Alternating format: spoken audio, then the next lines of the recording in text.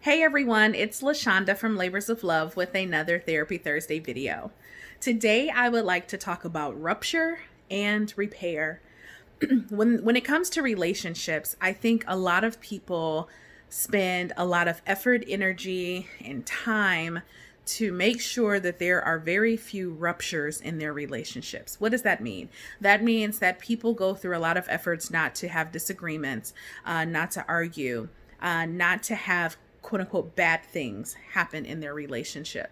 And I think that's because the narrative around relationships have been that repair is not easy or not likely or won't happen. Now, I'm talking about all kinds of relationships here. I'm not just focusing on romantic relationships.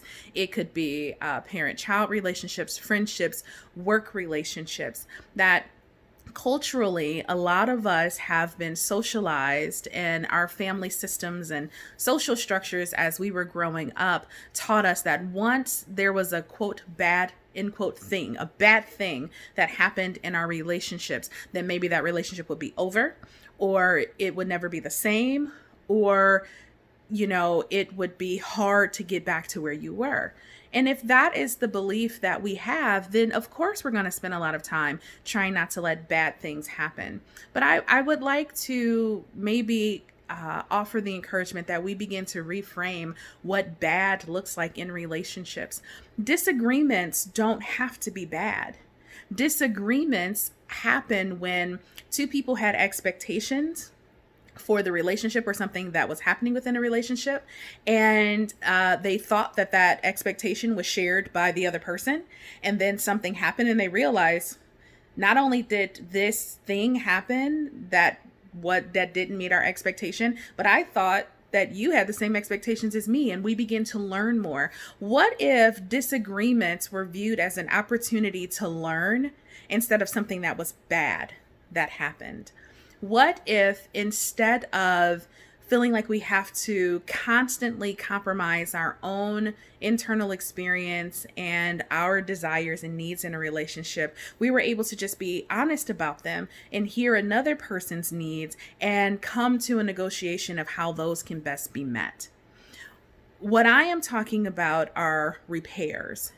It's not that relationships can't sustain past ruptures. It's that very few, oftentimes, relationships have experience in repairing the rupture. The quality of a relationship is oftentimes measured not by how few ruptures have taken place, but how many times the partners in this relationship are able to repair what has been split or broken.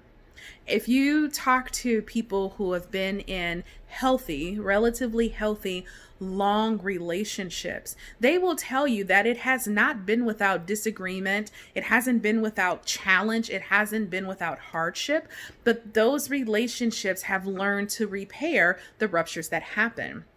So think about a relationship. Maybe let's take a friendship, for example. A friendship forges, two people realize they have things in common, or they are drawn to another person. They say, we're going to be friends.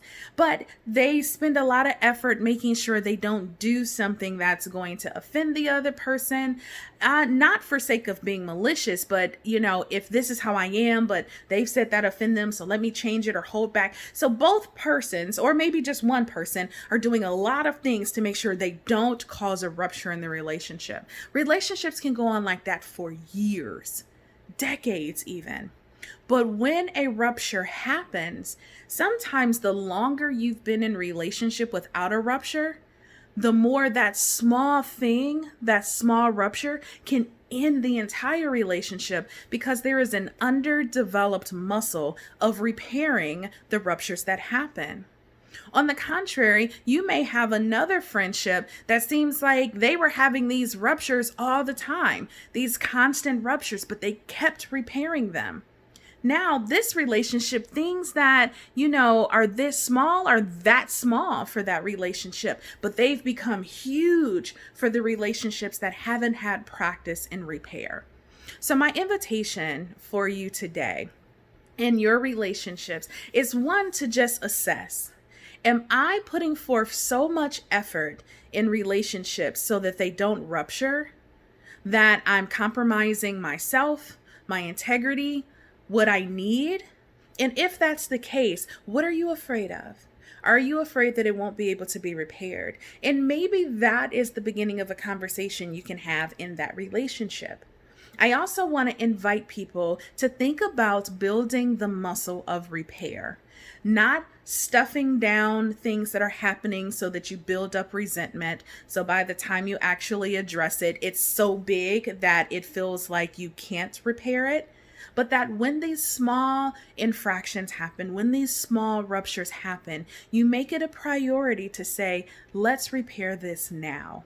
I promise you it will start to build a muscle in your relationships, that the longevity of that relationship and the strength of that relationship are increased because you're learning to repair what is ruptured.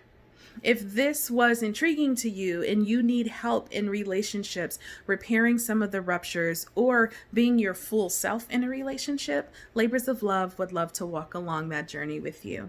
You can reach out to us at www.thelaborsoflove.com. We're on all the major social media outlets. Don't forget our YouTube channel, The Labors of Love Counseling and Consulting, and our podcast, The Labors of Love Podcast, everywhere you get your podcast. Until we connect again, you all be well.